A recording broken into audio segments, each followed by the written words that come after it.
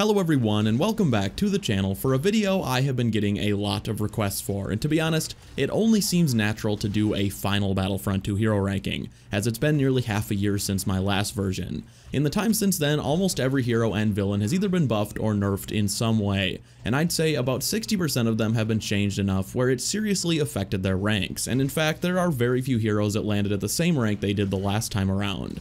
Before we get into the ranking, I do need to set a few ground rules for how all of this is going to work. First of all, I think it needs to be said at this point, but there really aren't any heroes that are downright bad. DICE made a lot of changes to basically every single hero between launch and the Scarif update, and while early in the game's life there were several heroes that were just kind of a joke compared to the better heroes, nowadays every hero at least has some situations where they really shine. However, with that said, near the bottom of this list is where you're going to see some of the situational heroes, where they may really excel in specific places, but a lot of the time there are just better choices, like the heroes that rank higher. Especially with the heroes that rank really close to the bottom, those are the ones that are good in the right situation, but even in the situations where they are good choices, a lot of the other heroes would be just as good of a pick without being situational in the slightest. Something that really helped me rank these heroes was thinking about them in terms of how easy I find them to counter. There are a lot of villains and heroes that are very easily shut down if you know how to take them on. On the other hand, when I get into a particularly sweaty lobby, I know which heroes to pick if I want to make myself borderline immune to anyone trying to shut me down,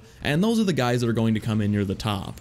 Finally, and you guys know this, I'm sure, but like I said, every hero can be good in the right situation and in the right hands. If you are a veteran player going into lobbies with a ton of more casual players, of course you can do well with whatever hero if you're good. That should just go without saying.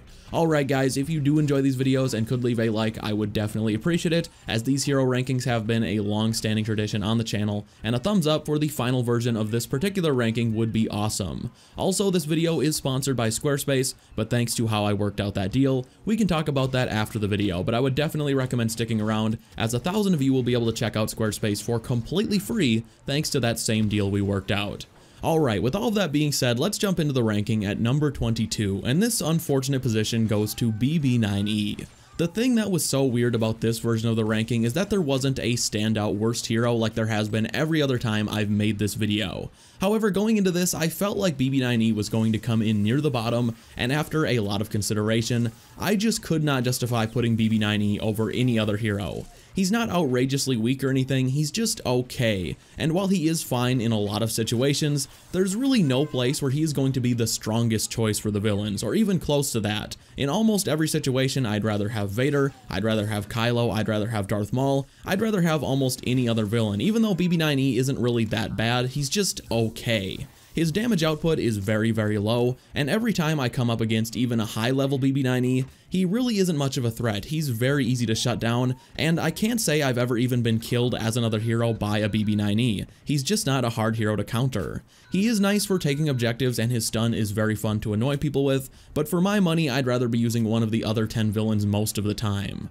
Moving up one spot, we have Lando, who is one of my favorite heroes to use, but at the same time he has been neglected by DICE in a major way. You just take one look at the dark side, and over the span of the game, Grievous, Vader, Kylo, and Phasma, almost every single dark side villain has been buffed many times over. Comparing launch Kylo or launch Iden to the state they are in now is insane, as they are so much stronger than they used to be. Lando, on the other hand, was completely neglected throughout the entire life cycle of Battlefront II. The only major change he underwent was a hard nerf to his shock grenade. Because of that, Lando has really fallen behind in hero modes. While I can still jump into the right lobby and dunk on some players as Lando, when you flip that around and I think about recent times where I've struggled against a Lando, I couldn't name a single time because he's a very easy hero to shut down. He doesn't have any abilities that can damage you through your block, and his disabler is pathetically easy to dodge because he has to throw it before detonating it, and if you just wait for him to throw it and then jump, by the time you land it'll mostly be worn off and then you can mess him up. His biggest issue overall is just that his blaster is basically a water pistol past close range. It's called a night sniper, yet it has the range of an SMG, and it just tickles people at long ranges. Compare his night sniper to Han's DL-44 or Leia's defender pistol, and it's not even particularly close. Lando is an awesome choice on certain phases of certain maps where you can really utilize his sharp shot, but in most situations he's just okay, and in some he's one of the weaker choices you could make. Moving up to number 20, we have Chewbacca, who is always a pain to rank because how good Chewie is varies drastically depending on the mode we're talking about. In hero modes, he's pretty strong, especially in Hero Showdown. You can dominate a round if you even catch the enemy slightly off guard.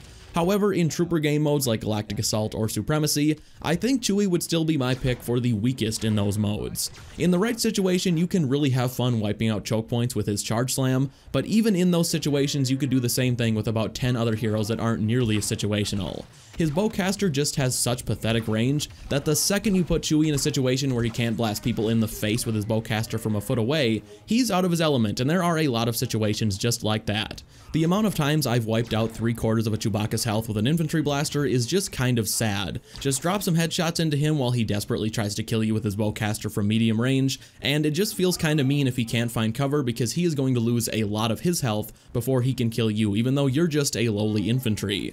I do think Chewbacca was built with hero combat completely in mind. I mean, he used to be extremely OP in hero modes, and even before his nerf, he still wasn't good in trooper modes, even when he was insane in hero modes, as his kit is basically just built for killing heroes at close range.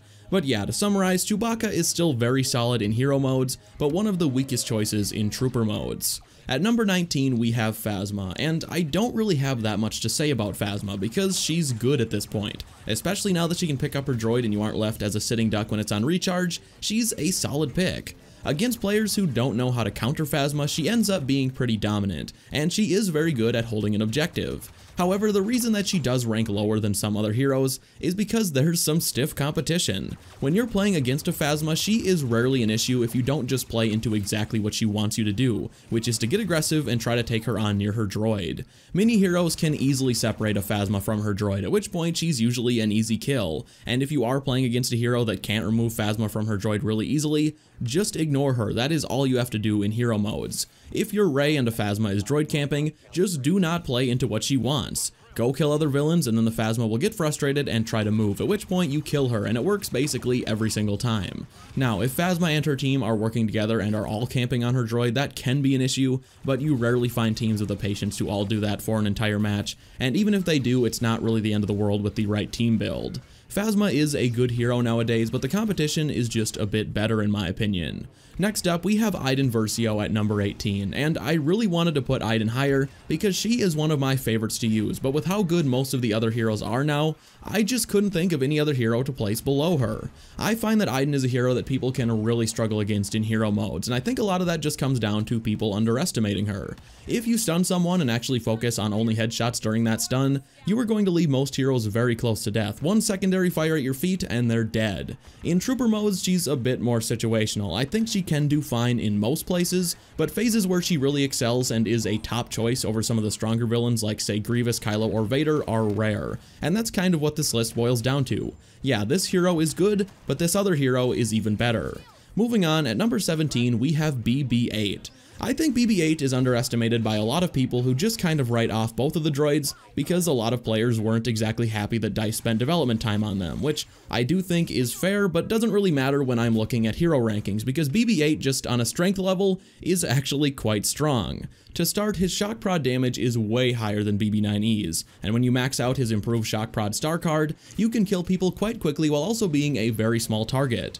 However, his primary weapon isn't really where BB-8's strength comes from, as his cable spin is really where all of that strength is, and it's one of the strongest abilities in the game in choke points, as the high damage reduction the ability gives you while dealing out the amount of damage it does is insane, and you're basically guaranteed a big multi-kill every single time you use it. His rolling charge is also a quick one-hit kill on infantry, and his scan is nice for revealing enemies. In non-choke points, he's still a strong choice, maybe not as good as some other heroes, but still a solid choice. A good Palpatine is a hard counter to BB-8 in hero modes, but against most other villains he really can hold his own, and I think he deserves the respectable position of number 17. Moving up one spot to number 16, we have Rey, who is still a strong hero, even though she's basically the only lightsaber hero that hasn't been buffed many times since launch. Of the lightsaber heroes, someone had to come in last, and while Rey is good, I can't say she's better than Vader. I can't say she's better than Obi-Wan. I certainly can't say she's better than Grievous or Luke, You guys get the idea. In infantry modes, Rey is very good, maybe coming close to top 12 territory in large-scale game modes, as Insight combined with her Dash Strike is a great combo for wiping out troops. In hero modes, she's also good, but at the same time, if you are a decent player on the opposite team, and you're using someone like Vader, Grievous, Dooku, Kylo, or Palpatine, Rey can kinda be shut down pretty easily. She has no way of damaging through a block, and her mind trick just isn't a threat if you know how to counter it. All it does is invert your controls and lower your sensitivity. The only time it can really be bad news is if she mind tricks you while you're surrounded by a ton of enemies. I just couldn't justify putting Rey over any of the other lightsaber heroes. She is strong, but the other lightsaber heroes are just stronger. Moving up to the very decent number 15 position, we have Yoda. I would say Yoda is better than Rey in trooper modes, and slightly weaker in hero modes. The thing Yoda has going for him is that he's basically untouchable to a lot of infantry. He's small, his block is great, and he's reasonably fast. Combine that with the fact that some of the aiming that takes place online really seems like the players themselves are channeling their inner stormtrooper, and you have a hero that can really get out of a lot of situations without taking any damage whatsoever, or very little, and if you're only dealing with blasters, well, you feel basically invincible a lot of the time. However, DICE nerfed Yoda's dash drastically a while back, and it deals just 80 damage to heroes now, and while that is nice to do through a block, Yoda's damage output is just outclassed by Luke, by Grievous, by Vader, by Anakin, even by Obi-Wan, and Yoda doesn't have the stamina that Kenobi does. In a saber fight, Yoda having a smaller hitbox does not make a difference whatsoever, so that advantage against blasters is out the window. Don't get me wrong, Yoda is good, but I just couldn't justify ranking him over any of the other saber heroes we have left. And some of the blaster heroes that we haven't talked about yet are a bit too dominant to give the edge to Yoda either. At number 14, we have a hero that's had a bit of a glow up over the past half year or so, and that is Finn. Now, Finn is certainly situational, however, the reason he takes this pretty high position is that when Finn shines, he dominates, and I mean dominates. If you put Finn on any choke point in Galactic Assault or Supremacy, with the right big deal star cards, he instantly becomes the best hero for that situation. Because with the right star card setup, you can give every teammate anywhere near you super high damage reduction, extra health, and refresh their abilities constantly. If you get to phase 3 of Naboo and you don't want to lose, just pick Finn and say I win, bye-bye to the enemy team, because there is no way you can lose with a competent Finn. The same goes for defending Kamino, the castle on Takodana, basically the last phase of any Galactic Assault match where the light side is defending, you can guarantee a huge dub with Finn, and my god, if you do find a lobby where your team will stick near you in HVV, it will just feel like you're picking on the enemy team because every teammate of yours is going to be in god mode. But like I said, those teams are rare, so it doesn't happen often in random HVV lobbies. Finn isn't the flashiest hero for big kill streaks or anything like that, and while he is somewhat situational and on big open maps where he can't be supporting his team there are much better choices, his ability to turn the tide of certain matches places him all the way up at number 14. Moving up to number 13, we have Bossk, and yeah, I think any longtime player knows that Bossk is good. He definitely slid down the ranks from way back at launch a bit, because while almost every other villain and hero was buffed time and time again, Bossk never really was changed other than a nerf to his jump, which I still wish hadn't happened, but whatever, it isn't a huge deal. Still, Bossk was just so good at launch that him never really getting any tweaks wasn't much of an issue, and because of that, he is still well into our top 15. In trooper modes, he can be dominant in most situations. You do have to be smart and be using the right star cards for what you're trying to accomplish, and most importantly, be patient, but if you do check all those boxes, Bossk is awesome. In HVV, I can say with full transparency that most Bossk players suck. They are usually free kills, but every once in a while you will come across a legitimately good Bossk in HVV that you do need to watch out for, and while even a really good Bossk isn't as much of a threat as a really good Vader or Dooku, you cannot be underestimating Bossk because he can mess you up in HVV if that Bossk player knows what they're doing. I love Bossk, he is hands down one of the most satisfying heroes to use, and he takes our number 13 spot. Moving up to number 12, we have Maul. Unfortunately, Maul did fall down the ranks a couple of spots from our last time around, and that's 100% due to the bugs that were introduced with the Scarif update that unfortunately gave Maul a hit to his reliability. His hit detection on his spin attack just isn't what it used to be. You will fly right through people constantly and deal no damage, and it really is a shame that DICE introduced that in one of the final updates and then never fixed it. That said, Maul is still a very strong hero, he still excels at flanking and getting in and out of a situation quickly, and he's basically the epitome of a balanced hero in HVV. Nothing about him is OP, and nothing about him is really underpowered, he's just balanced, and because of that he takes a very middle position at number 12. At number 11 we have Leia, who has jumped up 11 spots from our last ranking. Leia came in dead last the last time we did this, and it's no wonder. DICE completely neglected Leia for a very long time. Most other heroes got better and better while Leia stayed the same. However, DICE heard the critique from the community on Leia being underpowered and ended up completely reworking her. They took away her joke of a flash grenade and gave her thermal detonators, they reworked her E11 into one of the most dominant close-range blasters in the entire game, and they even gave her shield the ability to heal her and her teammates past their respective regeneration points. Yeah, Leia is just great now. She went from being by far the weakest blaster hero to now being, in my opinion, the third best. It's just so fun baiting villains in HVV to come near you, and then the second they get close, you pull the old call an ambulance but not for me trick, and pull out the E11 and melt them. Leia is such a fun hero now. She definitely has some weaknesses. Claw Rush can mess her up and she has no way to knock Grievous out of it, but that's kinda true for every blaster hero other than Han. Still, DICE did a great job with her rework, and now she comes in just shy of our top 10.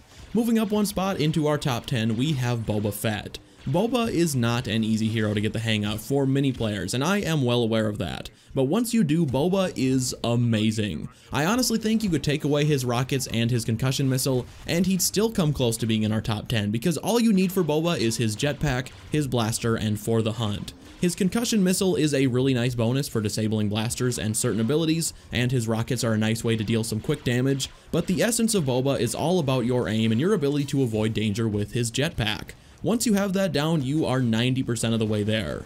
Boba is a top 5 hero in HVV in the right hands, and when it comes to trooper modes, he definitely would land outside our top 10 solely because many indoor maps make him completely obsolete and a poor choice, but on outdoor maps he's still a beast, not quite as strong as he is in hero modes, but still good if you can aim.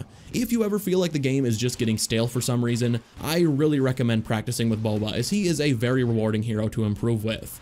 Moving up to number 9, we have Obi-Wan, who I decided to give a bit of a boost with this latest ranking. Obi-Wan is, and I've said this many times before, one of the most survivable heroes in Battlefront II, meaning it's easy to stay alive as Obi-Wan. His defense is among the best in the game. He has great stamina, and with the right star cards, he has borderline impenetrable stamina. And in infantry modes, I just love using Obi-Wan. It's easy to stay alive, his defensive rush is a one-hit on most infantry, and his all-out push is really satisfying in choke points because you can basically just use it with no regard for your health, as it gives you such high damage reduction you can activate it right in front of 8 enemies who will barely scratch you as it charges up. In hero modes, Obi-Wan is again very survivable. His damage output isn't the best. I mean, Luke, Anakin, Han, and even Leia are all heroes who can deal a ton more damage than him a lot faster, but Obi-Wan just makes up for that in a major way with his defensive capabilities. And the more I've used him lately, the more I've really started to appreciate him in hero modes, and I'm happy to say he now makes our top 10.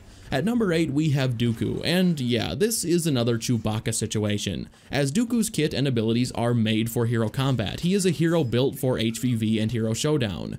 If this were an HVV only ranking, Dooku would probably be top 3, and if this were a Galactic Assault ranking, Dooku would probably be outside our top 10. He is good in trooper modes, but in HVV, he's downright dominant. Dooku can melt a blaster hero faster than anyone other than Grievous, and in lightsaber combat, Dooku is nothing short of a beast. In trooper modes, it's a slightly different story, as his kit just isn't built for that sort of thing. He doesn't have crowd clearing abilities like Kylo or Luke or Grievous. With that said, he's still perfectly okay in trooper modes, but Dooku is just so dominant in hero modes that he averages out at number 8. Getting closer and closer to our top 5, at number 7 we have Kylo. I mean, Kylo is just an all-around great hero in both trooper and hero modes. There is rarely a situation where I feel like Kylo is a bad pick. He pretty much is always solid no matter the map or mode. In hero combat, he's great. Against troopers, he's also great. In choke points, he's solid. On open maps, he's also solid. I think you guys get the idea. I don't think he's number 1 overall in any category, but in basically every conceivable category, he ranks reasonably high, and he has no glaring flaws. He's just an all-around strong hero, and if it weren't for the very tough competition, he'd be ranked even closer to the top. Moving up to number 6, we have Han Solo, who is still excellent, and the only light side blaster hero that has a direct way to counter Grievous's Claw Rush, which, as you guys know, can kill most blaster heroes in one use of the ability. Thanks to Detonite Charge, Han stands a chance. Taking Grievous out of the picture though, Han really doesn't have a standout weakness in any mode. A great Han can make a fool out of almost any hero. His shoulder charge is an awesome knockdown, his detonite charge is incredible no matter the enemy or situation, and most importantly, his DL-44 is the strongest hero blaster in all of Battlefront II. It has almost no damage drop off, and headshots with the DL-44 hit like a truck. I think a lot of players get caught off guard with how fast they die to a decent Han, because if you can land some headshots, you can melt people. Also, Han's star card that gives him a third role is amazing in hero modes. It's so good. Han is basically the only blaster hero who is a strong choice no matter the situation, and if this were a heroes versus villains based ranking, Han would rank a spot or two higher, and if this were a trooper based game mode ranking, he would come in a couple spots lower, but either way, Han is an incredible hero who is a blast to use. Alright boys, we are officially in our top 5, and coming in at number 5 we have Anakin. There was a time when Anakin was the uncontested number 1 hero. It wasn't even particularly close for a while. However, DICE nerfed him again, and again, and again, and again, and again, and on about the 4th again, he was relatively balanced, but then they nerfed him once more, and in that same nerf, which was the time they drastically reduced his passionate strike damage for no reason, they also introduced several bugs to Anakin, specifically his heroic might, which is quite unreliable these days, and they never fixed those bugs. I think if Anakin was bug-free, he'd be at number 3, but he's not, and that's why he's at number 5. Anakin, even with his bugs, is still a very strong hero, and that's why he's in our top 5 in the first place. In trooper modes, you can set him up so all 3 of his abilities will one-hit troopers, and even his regular lightsaber swings will still be a one-hit, so even with double the bugs, Anakin would still be great in trooper modes. In heroes versus villains, I mean, it's tough to beat that ability chain. Pull, knockdown, swing, heroic might, knockdown, swing, boom, the enemy just lost over half their health, and they can't do anything about it. You just have to watch out for those bugs, because every once in a while they will show up at the worst possible time, and you'll die instantly, but most of the time you'll be fine, and Anakin is still worthy of a spot at the very edge of our top 5. At number 4, we have Papa Palps, and yeah, exactly how much is there to even say about Palpatine at this point? He's great, and he'll always be great. I definitely have heard that a lot of people find Palpatine tricky to use, and I imagine that just comes down to his movement. With Palpatine, you always have to be jumping and dashing around. If you are just running towards people with Palpatine, you are going to get lit up. But once you figure out how to really move with him in a way that makes you untouchable, you will have what some people might call unlimited power. Palpatine is yet another hero who is excellent no matter the situation, and while there are a few heroes that are even better, you really can't go wrong with Palpatine. At number 3, we have our highest ranking light side hero, Luke. Some of you probably don't remember, but Luke was not very good when Battlefront 2 released. His push didn't kill any infantry, I think it only dealt 70 damage, his repulse straight up did not work half the time, his stamina and health regen were both average at best, and overall Luke was just an unreliable and underwhelming choice. However, my boy has only gotten better and better, to the point at which Luke can reasonably take on anyone these days. His health and stamina regen are almost instant, which is one of the best things about him, his lightsaber damage with Intensify rivals even Dooku, and his regular swing speed is far faster than anyone else on the light side. Combine that with 3 great and very reliable abilities, and you have who I think is the strongest light side hero, and I don't even think it's super close. Luke is just so good, and he's never a bad choice. Any map, any mode, any time, Luke is an awesome pick, and he takes our number 3 spot. Okay, our top 2 spots could go either way, but coming in at number 2, we have Darth Vader.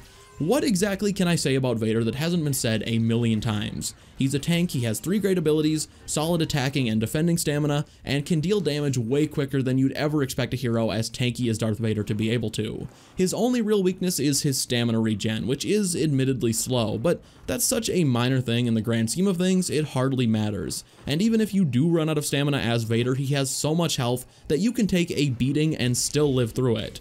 Even the nerf to his lightsaber throw with one of the latest updates did very little to diminish his dominance in HVV. He is still a hero that can take on multiple enemies with ease, and his choke lightsaber throw combo is still devastating even with the reduction to his lightsaber throw damage.